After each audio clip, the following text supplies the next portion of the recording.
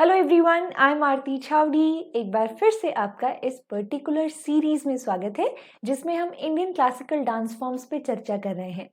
आखिरी के कुछ एपिसोड्स में हमने बहुत से क्लासिकल डांस फॉर्म की बात की और आज हम इस सीरीज के अंतिम एपिसोड में हैं जिसमें हम मणिपुरी पर चर्चा करेंगे। मणिपुर में शुरू होने वाला ये क्लासिकल डांस फॉर्म, इसके रूट्स काफी पुराने हैं। इसे एंशिएंट पीरियड से जोड़ा जा सकता है, लेकिन इसमें समय के साथ साथ इवोल्यूशन भी बहुत हुआ। आइए शुरुआत करते हैं इसकी कहानी की। मणिपुरी क्लासिकल डांस फॉर्म आता है मणिपुर से। मणिपुर को अगर ज्योग्राफिकली समझा जाए तो हम जानते हैं कि वो भारत के नॉर्थ ईस्ट पार्ट में हमें देखने को मिलेगा, जहां पर बाहरी रूप से कल्चरल पेनिट्रेशन जो है वो काफी कम रहा है और वहां के लोग अपने रूट्स, अपने कल्चर, अपने ओरिजिनल बिलीफ्स और प्रैक्टिसेस जो है उनको प्रिजर्व और प्रोटेक्ट कर पाए हैं। मणिपुरी डांस की भी कुछ ऐसी ही बात हम यहाँ पर डिस्कस कर सकते हैं। आपको मणिपुर में बहुत सारे रिचुअल्स, ट्रेडिशन, फेस्टिवल्स में डांस फॉर्म्स परफॉर्म होते हुए नजर आएंगे जिनका रूट्स लॉर्ड शिव और गॉडेस पार्वती के कॉस्मिक डांस से जोड़ा जाता है। रामायण और महाभारत के एपिसोड्स को डांस के रूप में नरेट करना एक बहुत ही आम बात थी। इन डांस परफॉर्मर्स को गांधर्वास कहा जाता था। गांधर्व शब्द का जिक्र हमें बहुत से एंशिएंट टेक्स्ट में भी मिलता है, जिन्हें डांस और म्यूजिक से ही हमेशा से कनेक्ट किया गया। इवन गांधर्व वेद तो पूरी तरह से म्यूजिक और डांस को ही डेडिकेटेड है। बात थोड़ी सी पुरानी है। एंशिएंट पीरियड से चला आ रहा एक त्योहार आज भी मणिपुर में सेलिब्रेट किया जाता है, जिसे हम लाई हराउबा कहते हैं। इसका मतलब होता है रिजॉइस करना, खुश होना, तीज त्योहार बनाना, गॉड से जुड़ा हुआ। बेसिकली इस पर्टिकुलर फेस्टिवल में यहाँ यूनिवर्स के क्रिएशन को दर्शाया जाता है और ये जो यूनिवर्स का क्रिएशन है इसको प्रॉपर तरह से इनैक्ट करके दिखाया जाता है प्रीस्ट के द्वारा। यहाँ पर आपको माइबास और माइबीस देखने को मिलेंगी, जो कि लोकल टर्म्स है प्रीस्ट और प्रिस्टेस के लिए। ये जो एक प्रकार का त्योहार है ये काफी पुराना बताया जाता है, यानी कि उस समय तक लॉर्ड विष्णु की भक्ति जो है वो इंडिया में शुरू भी आपको नहीं होती हुई नजर आएगी, उससे भी पुराना। तो आप देख सकते हैं कि कैसे मणिपुर अपने रूट्स को, इतने पुराने फेस्टिवल को आज भी बचा पाया है और उसे आज भी सेलिब्रेट करते हैं। लाई होबा में जिस प्रकार का इनैक्टमेंट, जिस प्रकार का डांस किया जाता है, वही मणिपुर में डेवलप होने वाले आगे जो डांस थे उसका बेस भी बना। ये सभी तीज त्योहार काफी हद तक लॉर्ड शिव और गॉडेस पार्वती के ही इर्द गिर्द घूमते थे, लेकिन 5th सेंचुरी में ये सभी तीज त्योहार लॉर्ड शिव और गॉडेस पार्वती के इर्द गिर्द ही घूमते थे, लेकिन 15th सेंचुरी में लॉर्ड विष्णु हिंदू वर्शिपर्स के बीच में इतने ज्यादा पॉपुलर हुए कि वैष्णविज्म की लहर दौड़ पड़ी और लॉर्ड विष्णु और उनका सबसे पॉपुलर अवतार लॉर्ड कृष्ण बहुत से डांस और म्यूजिक का थीम बन गए। मणिपुर में भी कुछ ऐसा ही देखा गया। मणिपुर में डांस, म्यूजिक राधा और कृष्ण के इर्द गिर्द घूमने लगा, उनकी कहानियों के इर्द गिर्द घूमने लगा और यहीं से शुरुआत हुई रासलीला की। रासलीला जो है उसके कई प्रकार हैं, रीजनल वेरिएशंस हैं। ऐसा ही एक वेरिएशन मणिपुर में भी हमें देखने को मिलता है, जिसकी शुरुआत एक राजा के द्वारा की गई, जिनका नाम भाग्यचंद्र था। कहते हैं कि उन्होंने एक बार सपने में मणिपुरी डांस में यूज की जाने वाली जो कॉस्ट्यूम है, उस कॉस्ट्यूम के साथ, पूरी कंप्लीट कॉस्ट्यूम के साथ परफॉर्मर्स को डांस करते हुए देखा था और उसी चीज को उन्होंने फिर एक्चुअल में रियलिटी में तब्दील करने की कोशिश की और मणिपुरी डांस जो है उसकी शुरुआत हुई। राजा भाग्यचंद्र के साथ ही मणिपुरी स्टाइल का रासलीला जो है वो यहाँ पर ओरिजिनेट होता हुआ हमें नजर आता है। लेकिन समय के साथ जैसे जैसे आप यहाँ पर कॉलोनियल एक्सपेंशन देखते हैं, ब्रिटिशर्स जो हैं उनको फैलाव करते हुए देखते हैं, ये लोकल रूलर्स जो हैं वो डिक्लाइन होने लगे और मणिपुरी स्टाइल में जो रासलीला परफॉर्म होती थी वो भी डिक्लाइन हो गई। लेकिन फिर आते हैं 20th सेंचुरी में रविंद्रनाथ टैगोर, जिन्होंने शांति निकेतन की शुरुआत की। और रविंद्रनाथ टैगोर ही वो थे जो कि शांति निकेतन में मणिपुरी डांस करवाया करते थे, जिसकी वजह से इसको नेशनल लेवल पर रिकॉग्नाइजेशन भी मिली। लोकल बिलीव्स और प्रैक्टिसेस से शुरू होने वाला ये डांस फॉर्म अब नेशनल और फिर इंटरनेशनल लेवल पर रिकग्नाइज किया गया। मणिपुरी डांस के नाम से जाना जाने लगा। लेकिन मणिपुरी डांस के रेpertoire में आपको बहुत से अलग अलग टाइप्स देखने को मिलेंगे, जैसे रासलीला, संकीर्तन और थंगता। आइए मणिपुरी डांस के इन प्रकार को थोड़ा डिटेल में समझने की कोशिश करें। रासलीला एक फोक डांस जो कि हमें यूपी, बिहार, मध्य प्रदेश वाले इलाके में भी देखने को मिलेगा। लेकिन रासलीला मणिपुरी स्टाइल में भी यहाँ पर डेवलप होती हुई नजर आती है, और वो भी राजा भाग्यचंद्र के ही अंडर, जैसा कि हमने थोड़ी देर पहले डिस्कस भी किया। बल्कि उनके बाद आने वाले जो राजा थे, उन्होंने तो और भी बेहतरीन मेलोडिक रिदमिक कॉम्पोजिशंस इंट्रोड्यूस किए रासलीला में परफॉर्म करने के लिए। रासलीला में बेसिकली जो कॉमन या बेसिक थीम होता है वो है Lord Krishna and goddess Radha. इसके साथ साथ गोपियां जो हैं वो भी मेन कैरेक्टर प्ले करती हैं।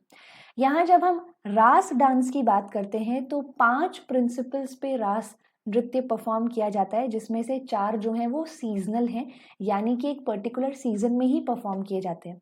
उनमें से एक ऐसी प्रकार की रासलीला भी है जो कि पूरे साल कभी भी परफॉर्म की जा सकती है। रासलीला में 2 इम्पॉर्टेंट कैरेक्टर्स यानी कि लॉर्ड कृष्ण और राधा की कॉस्ट्यूम जो है वो बहुत ही खूबसूरत आपको यहाँ देखने को मिलेगी, जिसमें राधा जो है या फिर जितनी भी फीमेल परफॉर्मर्स हैं वो एक स्ट्रेट स्कर्ट पहनती है जिसे क्यूमिन कहते हैं।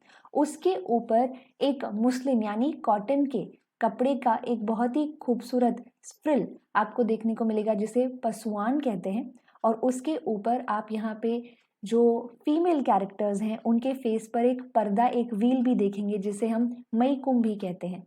वही लॉर्ड कृष्ण की कॉस्ट्यूम जो है वो पीताम्बरी यानी कि पीले रंग की होती है, जिसमें आपको धोती नजर आएगी, फाइचोम, उसके ऊपर एक पट्टा जो कि एक प्रकार से बेल्ट की तरह काम करता है जिसे हम खाउन कहते हैं, और सर के ऊपर आपको खूबसूरत मुकुट, वो भी पिकॉक फेदर्स वाला जिसे हम चूड़ा कहते हैं। तो रासलीला जो है वो भी मणिपुरी डांस का ही एक प्रकार है। नेक्स्ट आता है संकीर्तन। इंटरेस्टिंग बात यह है कि आज के समय में यूनेस्को की इनटेंजिबल कल्चरल हेरिटेज में संकीर्तन, मणिपुरी के संकीर्तन को भी जगह दी गई है।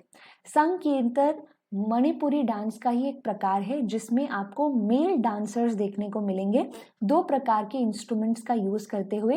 एक है पंग जो कि ड्रम जैसा दिखने वाला ही इंस्ट्रूमेंट होता है, और दूसरी है खड़ताल यानी कि चिम्बल्स। इसमें डांस के मस्कुलिन एस्पेक्ट को दर्शाया जाता है, छोलम को दर्शाया जाता है। छोलम क्या है? अगर आप स्क्रीन पर देखें तो यहाँ राइट साइड में जो पिक्चर है उसमें आप देख सकते हैं संकीर्तन मेल परफॉर्मर्स को हाथ में पंग लिए यानी कि ड्रम लिए, और किस तरीके से वो यहाँ पर गोल गोल जंप कर रहे हैं।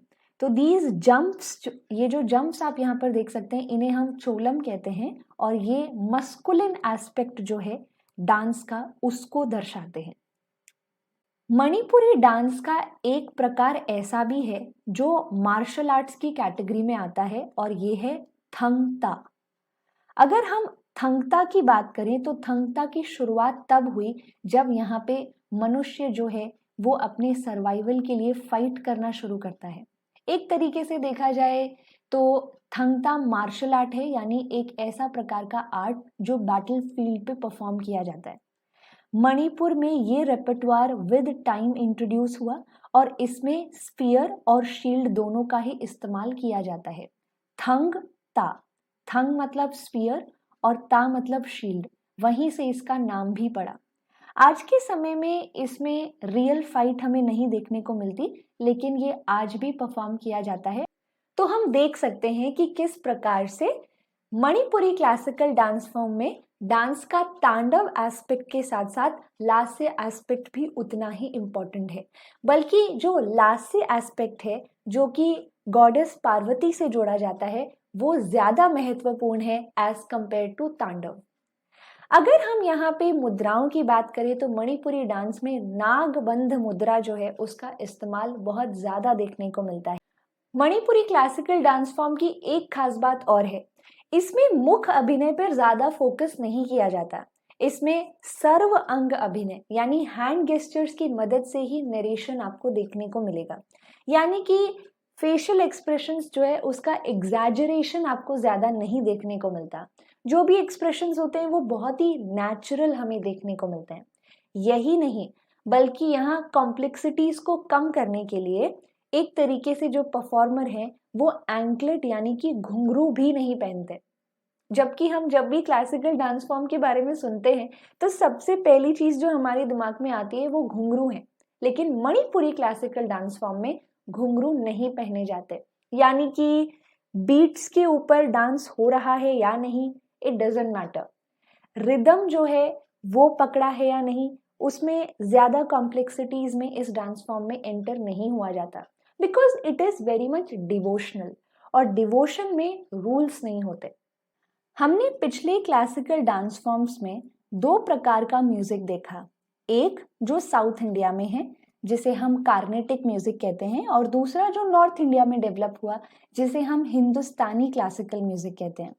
लेकिन मणिपुर क्लासिकल डांस फॉर्म में आपको मणिपुर का ही लोकल स्टाइल ऑफ म्यूजिक देखने को मिलेगा, जो कि पूरी तरीके से मणिपुर से ही जुड़ा हुआ है।